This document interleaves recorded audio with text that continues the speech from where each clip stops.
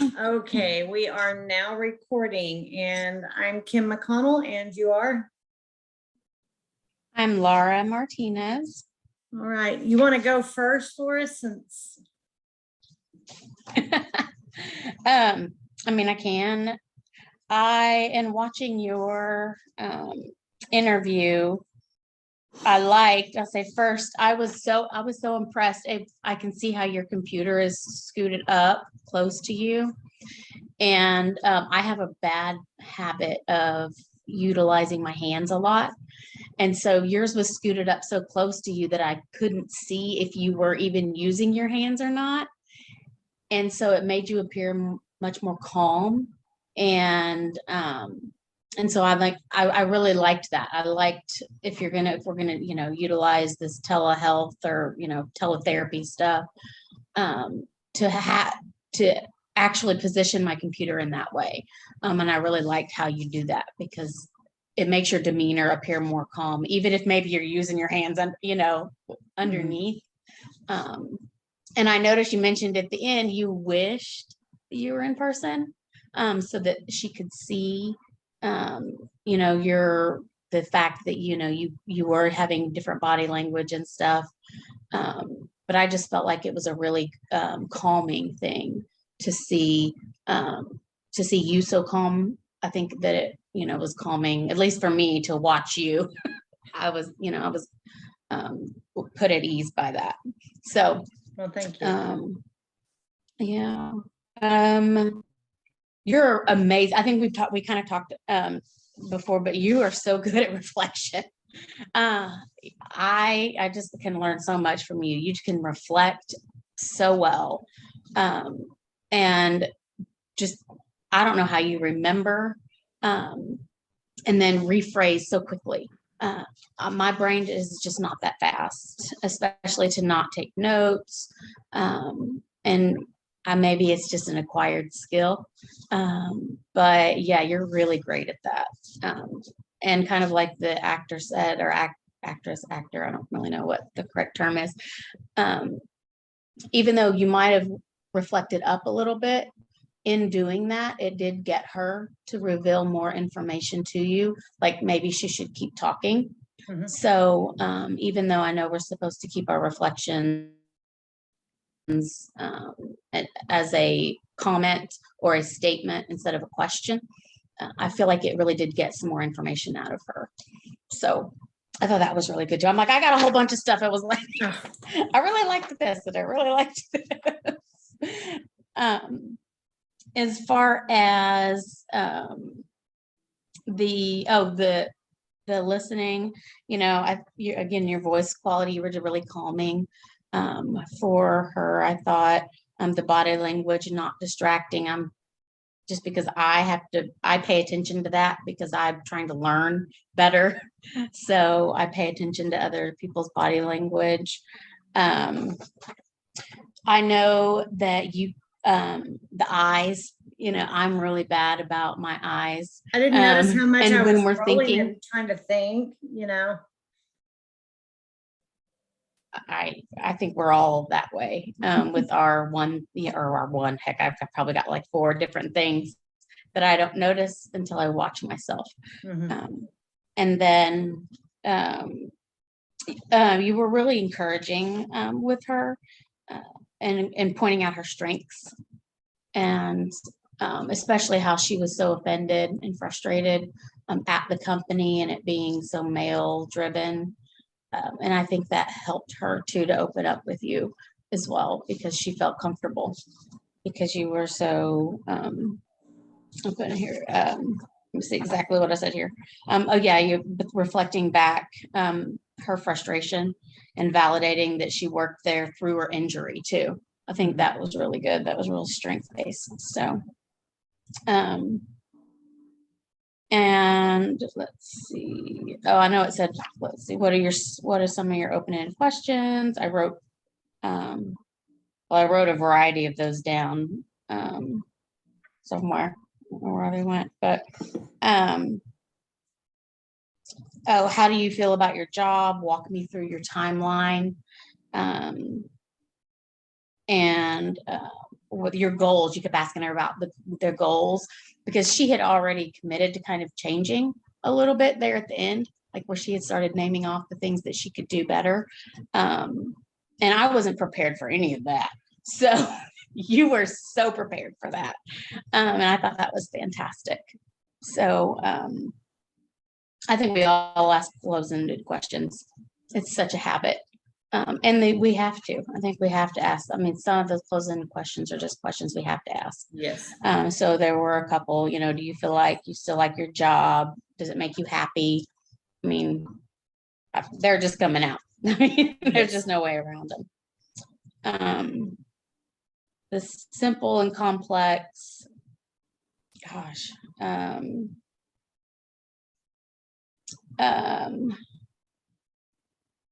think you asked something about her value, and kind of switched it on her about, although she felt valued, and it was, I can't remember exactly what it was, but it was about her value, and then the fact that she had been utilizing substances that was in such a way that it didn't blame her.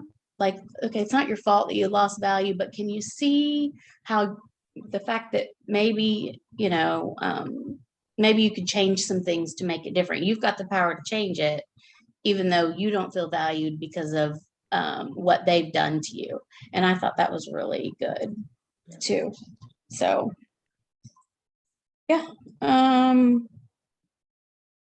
Let's see. Yeah, I think that's about it. I think I talked about everything. No, you did good.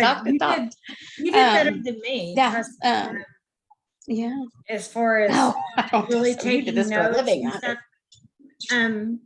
So I know you were really nervous. We talked about that before you did it. And first off, you did a wonderful job. So my first suggestion would be, don't self-doubt yourself, because you did. You didn't talk. You were very even mannered. You talked very calmly. You were inquisitive. You listened. You showed interest. I could tell. You were leaning into them, talking to them, to the lady.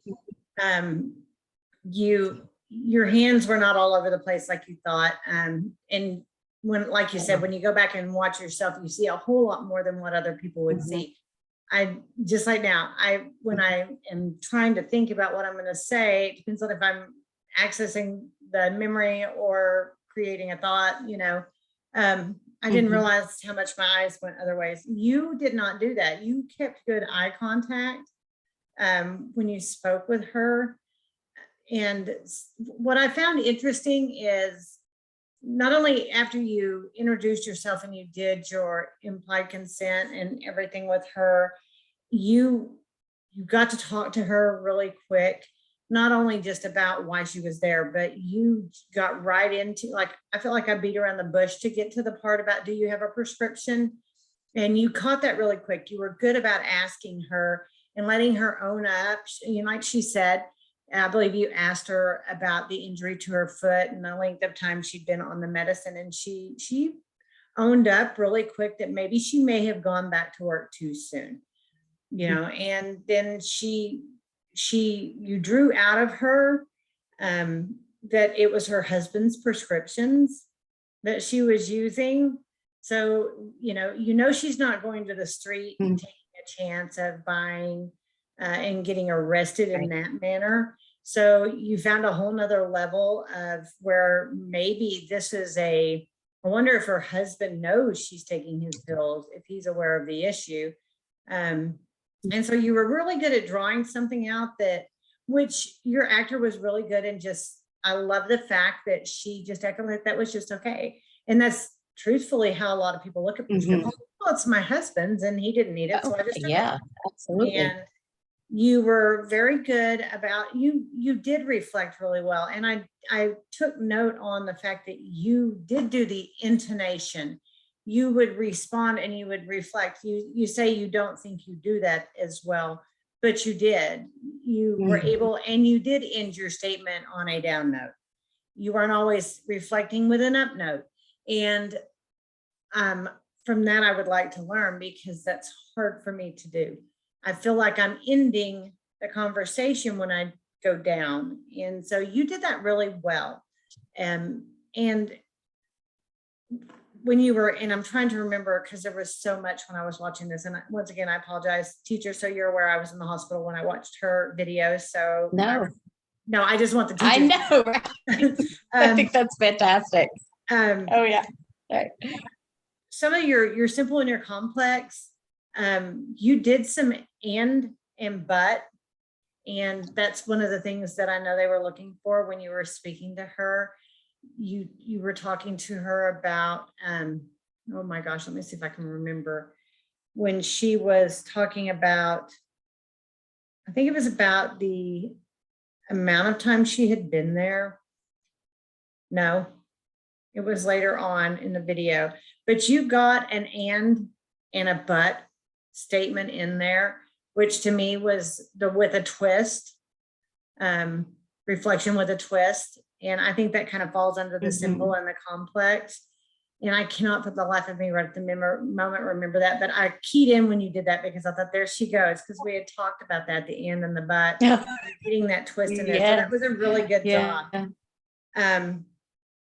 As far as what is something you could prove on, just be yourself, be comfortable.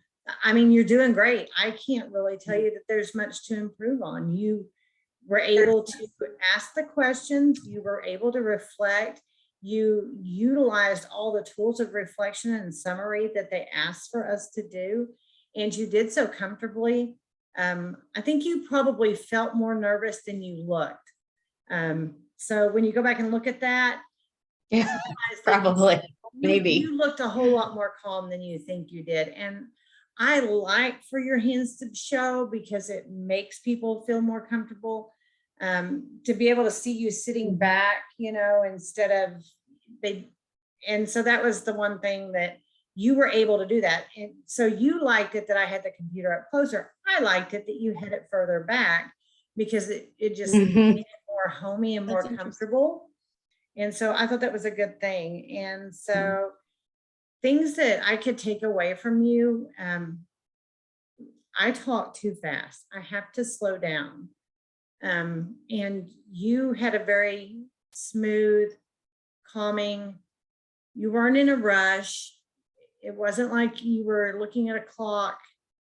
It was just relaxing. And I need to be a little less robotic. And I would like to take that away from you, that skill set that you have, and just be that much more relaxed. I can maybe do it in person a little better than I can on Zoom, but that's one thing I learned from you. You were very, like I said, I know you don't think you were, but you were very relaxed, and it was, and you didn't stutter. You didn't hem and haw. There was one spot where you paused for just a second, but you were thinking, and they told us that the dead silence every once in a while is okay on both our parts, and you just flew right through it. And that's another positive and good technique that if I get to a pause situation, I feel like I'm going to freeze up, and you just flowed right through it. I think you handled it well, and that is something that I'm going to try to do a little better. So I think that kind of covers the list. I think you did a whole lot better than you expected to do. I think you're hard on yourself, and I think you did an amazing job. So. Oh, I probably am. I think we're all hard on ourselves, but I like, you don't like your own, well, typically, you don't like your own voice and your mannerisms. You think, God, do I really look like that? Do I really sound like that? And I think that's kind of like, no, I'm just too embarrassed to even watch it. My voice, my twang, my glasses, I'm always trying to keep them from sliding down. So you're right. Me too. Like, trying to not be so self-conscious, because I guess if we're self-conscious, we're going to portray that to them, and then they're going to be self-conscious too. So we have to learn to just love ourselves and be comfortable. So so all right, is there anything that we should have talked that's true.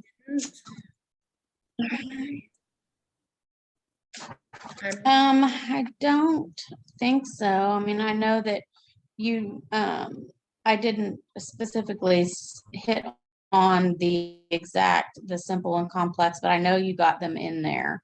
I just was fervently writing, about just certain questions, and I kind of noted it here. You did a really great job of bringing her back around, because she continued to focus on work, and Oh, yeah, how she kept disgruntled trying she to was, stick. and you Yeah. did such a great job of like bringing her back around. Mhm. Yeah. I was And like, you, oh, I need to figure out like how to get back into that transition, you because she didn't really want to talk about that. you did the same thing, because your little lady, and the part where you talked to her about having a So family, hard. it took me I a know. minute when I was like, wait a minute, she's gonna have children. And then I remembered, no, this is a 30-year-old the actor is to be a Right. 30-year-old woman, and her friends had children and they Mhm. were thinking about starting a family, and that threw me for a loop. And it didn't dawn you, like it didn't even, Mhm. you just flew with it. And you brought about the fact that, maybe your medication doesn't fit into the beginning and the rearing of, pregnancy and a child. And you handled that very well, and you redirected her there. You used that as a strength to maybe motivate her to change her weekend activities. Just on Saturday night, she would take some pain medication so her foot wouldn't hurt on Sunday. And you use that potential to have a baby as a way to come back and justify why that it was almost a rhythm that she was in, was not Yeah. conducive to her goal of having a family. So you did good there too. That was definitely one Oh, that, I didn't even. because I was watching that and I was like, wait a minute, she's having a baby. Mom wasn't having a baby. Wait. I had to be mindful, because I remembered her saying, "Don't be surprised if you have somebody in their, 60s or 70s and they're actually being 30." So I thought, okay, Lord, don't. It could be even a man playing a woman. It could be, a woman playing the Mick role. You don't know how it's going to be. So just, it's acting. So yeah, exactly. You did really well with that. So because that was me taking her at face value rather than as the actor. And so I might have stumbled there, and you did really good. So you did really good. Yeah. So, okay, well, I guess this is Okay. where we get to enjoy the rest of our weekend, and I will try to figure out how to You mean save write the this. paper? Huh? Yeah, there's that too. I said, no, you mean focus on the paper. Yeah. Yeah. So, and I will pause recording and I Okay. will try to figure out how to submit this. Does that work for you?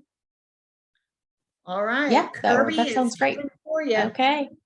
All right. Bye, Laura. Bye.